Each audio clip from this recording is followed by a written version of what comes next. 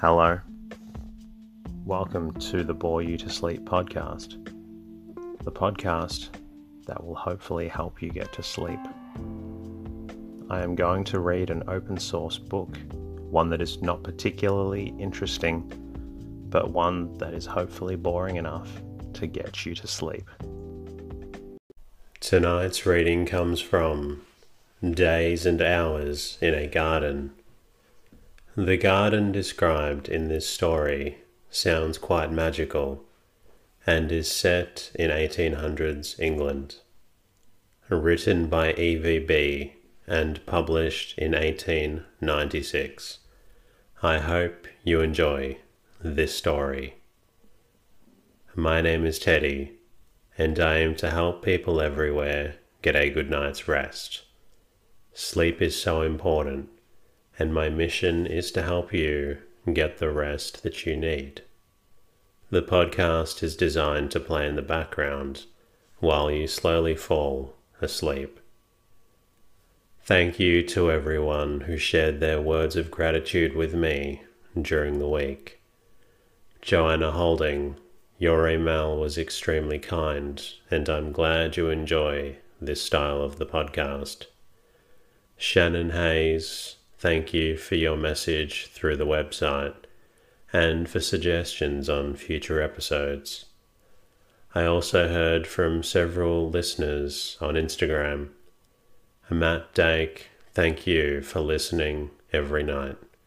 Autumn Sladen, I apologize that you now cannot sleep without the podcast, but don't worry. I will continue to bring out more episodes for you to get the rest that you need. James Clark, I'm glad the podcast helps you doze off when feeling wired. And finally, thank you to Anonymous Audible Listener for your kind review on the Audible US website. I'm glad you think the podcast has the right level of boring. As always, a special thank you to everybody who supports the podcast on Patreon or Anchor. The podcast is completely free, and it's thanks to listeners like you that allows me to bring out more episodes for those who need them. If you find the podcast beneficial, another way to say thank you is to leave a comment in your podcast player of choice, as well as a review if you have the time. You're also welcome to share the podcast with a friend who may also need a good night's rest. If you would like, you can also say hello at boreyoutosleep.com, where you can support the podcast or simply just say hello.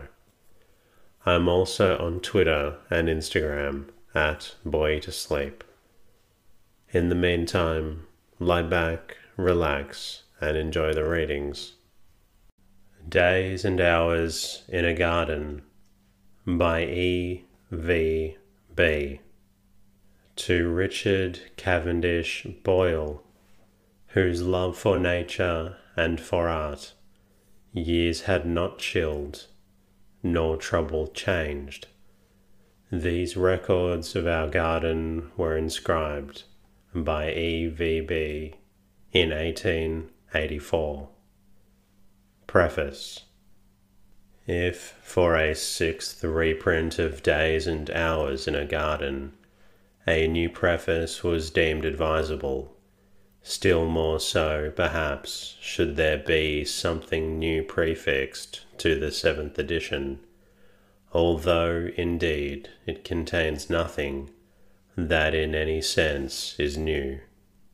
Neither new words nor any new vignettes appear therein. Nevertheless, we venture to hope that perhaps new readers may be found. Since the last edition was published, some 3 years have come and gone, with their world-old roll of seasons and their burden of inevitable change.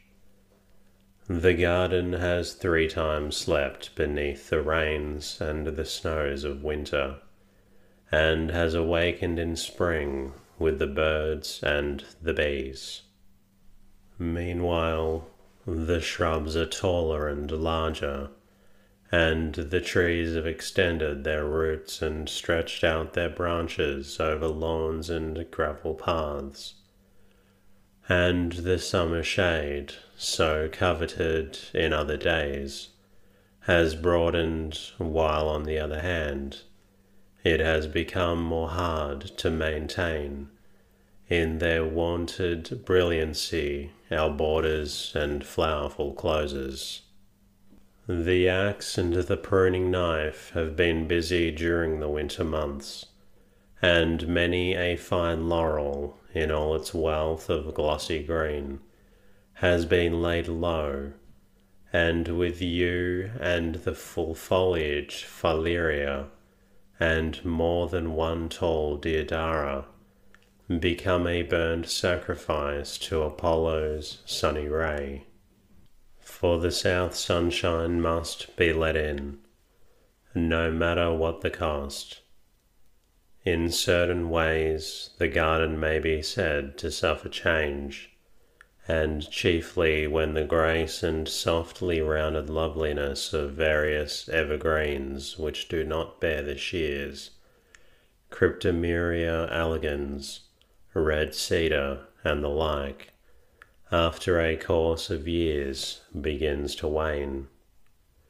Even to the upward pointing cypress, middle life in an English garden is not becoming, and as the larger trees increase in size, so the overshadowed lawns diminish, and thus the slower progress of some of our trees has given place to a rapid growth, which bids fair to overstep all bounds of such limited space as ours. The Douglas fir and the branching cedar of Lebanon keep growing into one another, while Excelsa touches them both and wants to reach across to the clump of yew and laburnum. Their near neighbour, the sequoia, already rises to the height of 50 feet, and measures over 9 feet round at some 2 feet from the ground. Nordmanniana alone, most beautiful of all, through having 5 times lost his leader, is forced to greater moderation. Still, although no future of green maturity can ever compensate the earlier, expectant delight of watching our young tree's youth, all is not lost, for the pleasures carried away by time, time itself replaces by others to the full as sweet. It may be that favourite plants become established and yield a larger harvest of beauty, or that deep-laid plans ripen into bright perfection, while 1,000 garden joys arise fresh each year, nay, well nigh every day.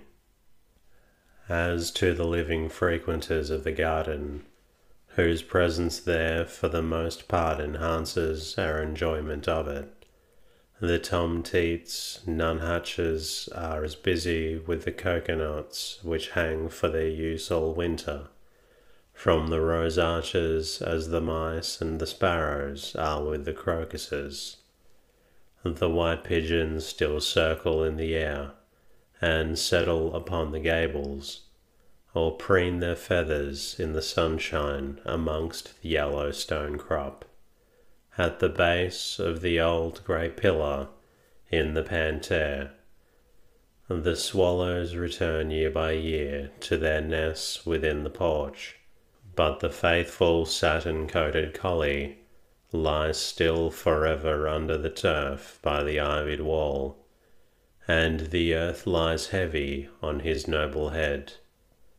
For these 13 summers past he had taken his pleasure in the garden, had chased marauding cats, or bounded after apples with any playfellow at the hour, while his glad bark rang again, or as in later days had gravely followed the steps of his mistress about the walks, or rolled upon the grass, or watched with lazy but unfailing interest in his friend the gardener at work. For words graven on a little white marble tablet that shines amidst the dark ivy leaves on the wall record his name and character. Already the snowdrops are giving away before impatient hepaticas and primroses. The bare elms are thickening with purple, and we begin to count the gentian buds. Everywhere nature repairs herself in ceaseless round. Only in our human lives some vacant spots there may be, where the grass will not grow green again. Chapter 1. October 17, 1882. The Garden's Story. It is only 11 years old, though the place itself is an old place without a history, for scarce a record remains of it anywhere that we have ever found. Its name occurs on a headstone in the parish churchyard, and on one or two monuments within the chancel of the parish church. There is brief mention of it in Evelyn's diary. It is there described as a very pretty seat in the forest, on a flat with gardens exquisitely kept though large, and the house a staunch good old building. It seems George Evelyn, the author's cousin, was amongst the many who had lived here once. At that time 80 acres of wood surrounded the house, where now there lies a treeless stretch of flat cornfields. Quite near, across the road, are the ruins of an ancient nunnery. Our meadow under the high convent wall is called the Walk Meadow, because here the nuns used to walk. The great walnut tree, which they may possibly have known, only died after we came. It was cut down for firewood, and its hollows were full of big chestnut-coloured rat-bats, very fierce and strong. At that time also white owls lived in the ruins, and used to come floating over the lawn at twilight, until the days of gun licenses, since when they have disappeared. Dim legends surround the place, but nothing clear or certain is known, or even said, and there is not a ghost anywhere. All we know is that since taking possession, wherever a hole is dug in the garden to plant a tree, the spade is sure to strike against some old brick foundation of such firm construction that they have to use the pick to break it up. Bones of large dogs are also found all about the place whenever the ground is broken.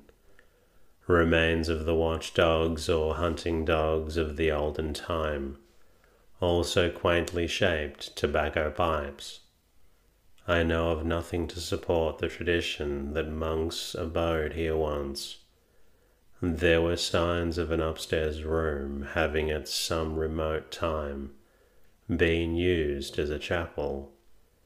A piscina in the wall and a narrow lancet window having been found and destroyed when the house was in the builder's hands 11 years ago. Broken arches also, and mouldings in chalk and stone, were dug up out of the foundations of some outhouses at the same time.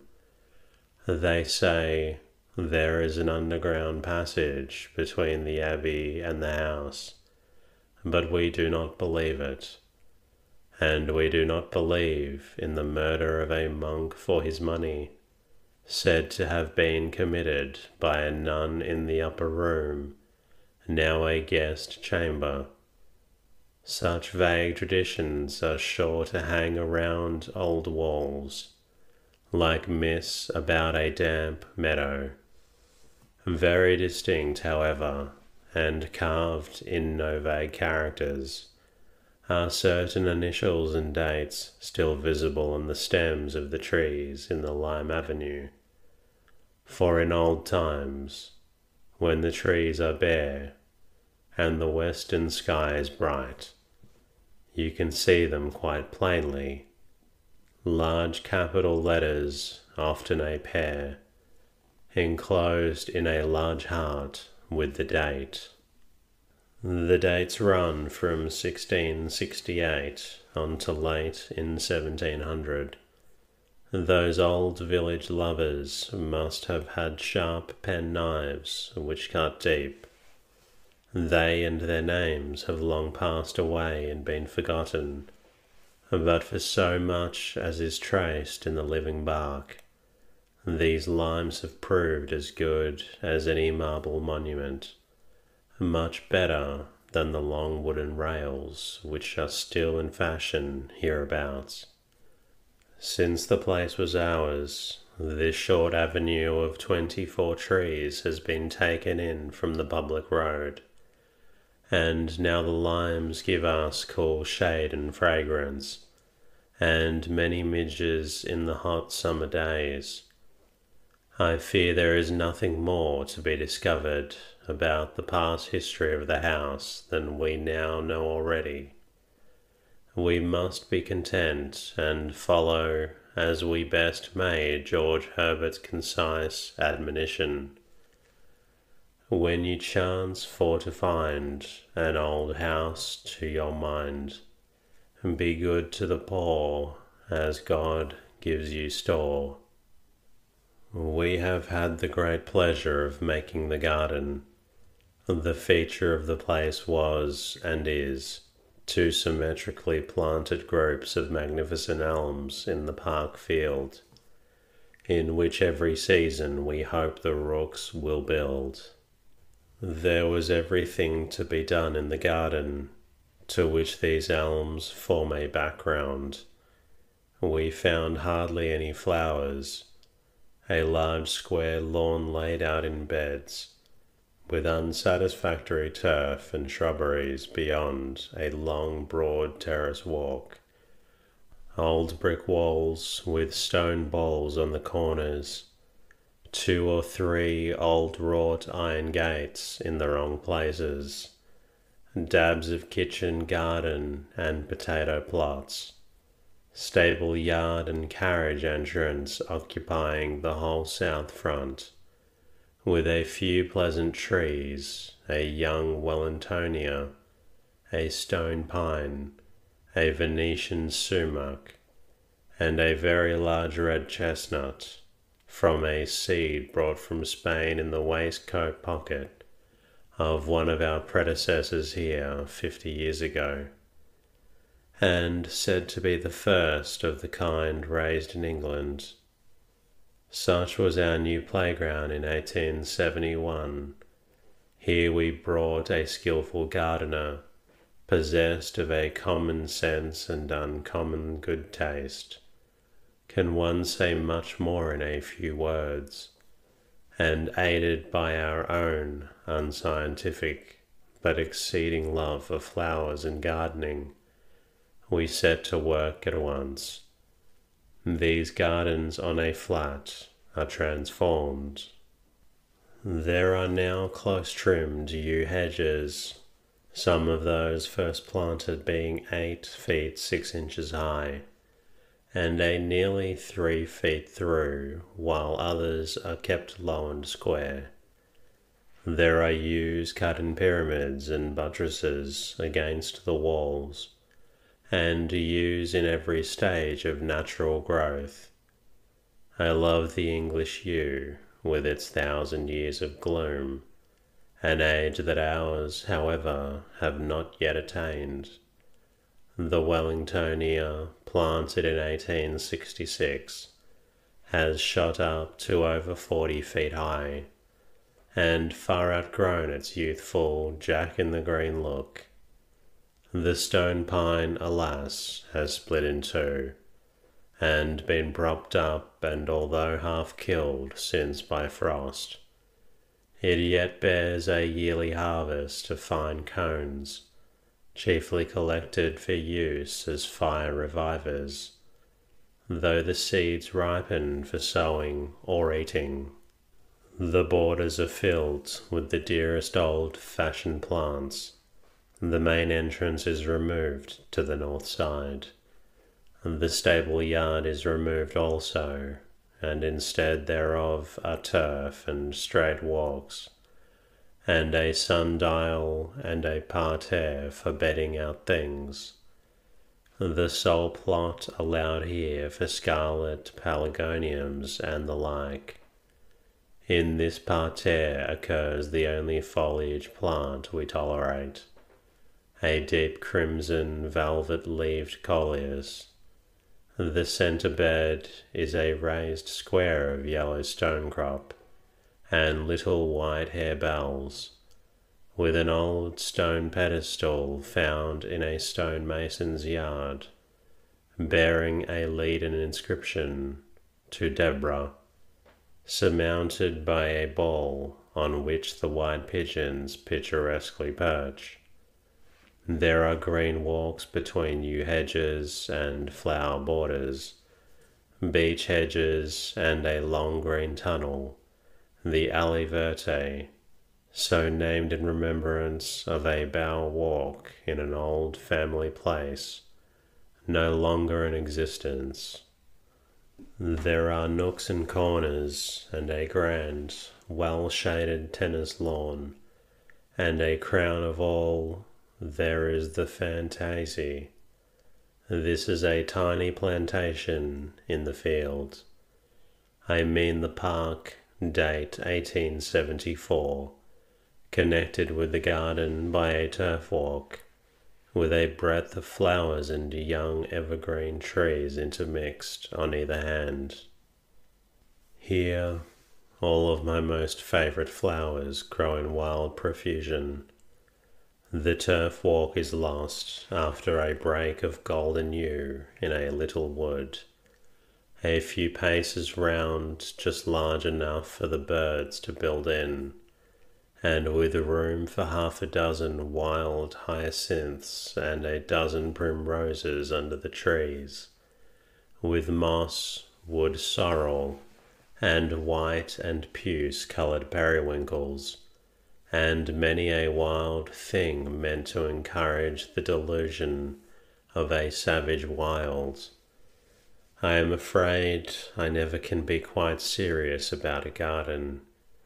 I always am inclined to find delight in fancies and reminiscences of a child's garden, and the desire to get everything into it if I could. This Fantaisie was a dream of delight during the past summer.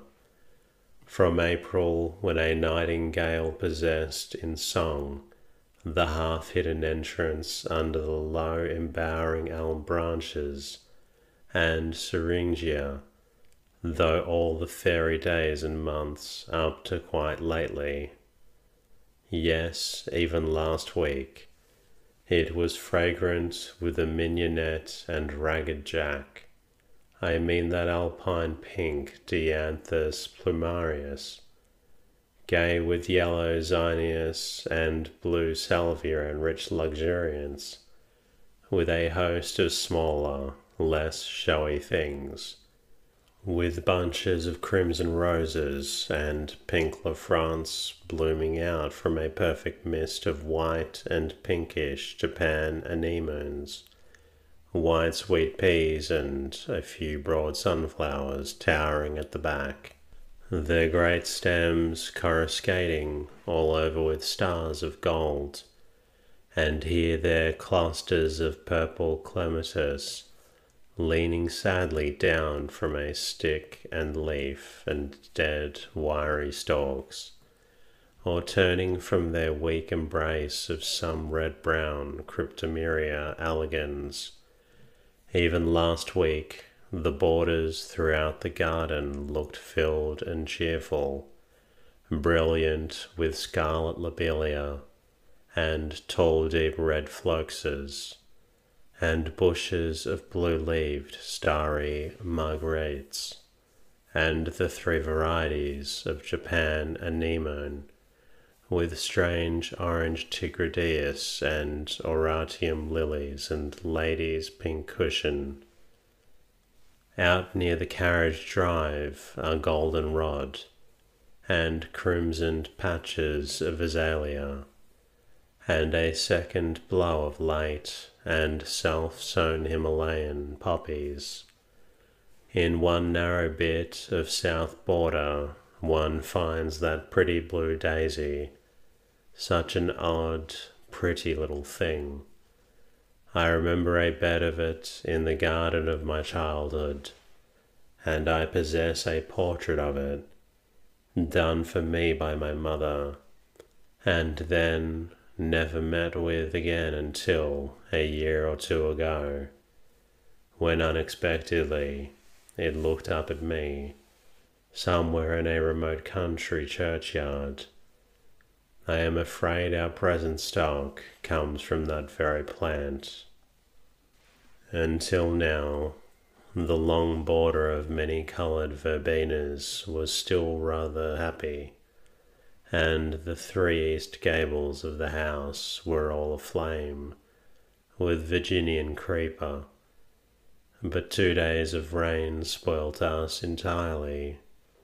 The variegated maple slipped its white garment all at once in the night, causing a melancholy gap. In the kitchen garden a bright red rose or two remains, but along the east border the half-blown buds are rotted away. In the centre of one drenched pink bloom I saw a poor drone, drowned as he sat idly there. Small black-headed titmice are jerking about among the tallest rose trees. Insect hunting and still tinier wrens flit here and there, bent on the same quest. Great spotted missel thrushes are now haunting the pilly yews, beginning to taste the luscious banquet just ready for them. While thus perched amongst the sweet scarlet yew berries and dark foliage, the thrushes always bring to one's mind a design in old tapestry.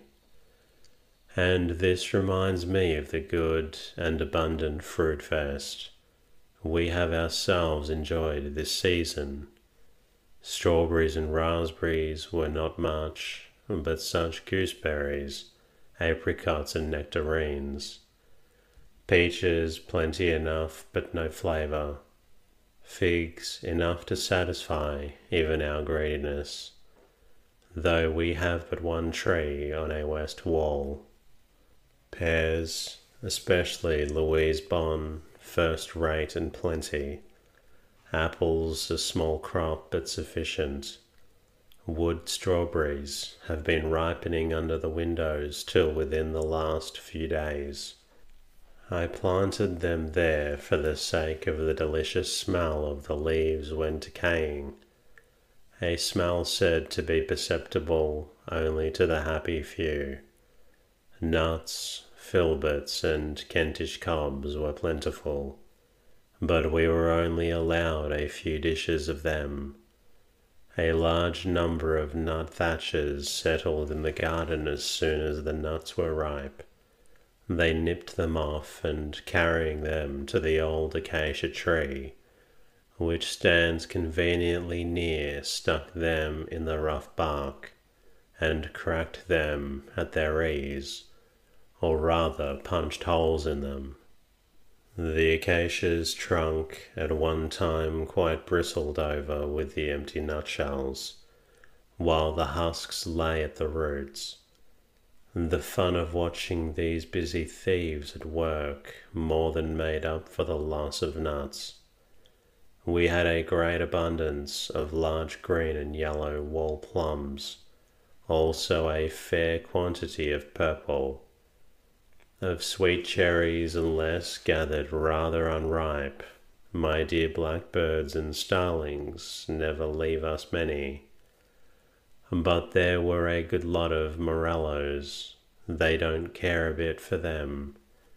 Whilst on the subject of fruit, let me say that never a shot is fired in the garden, unless to destroy weasels.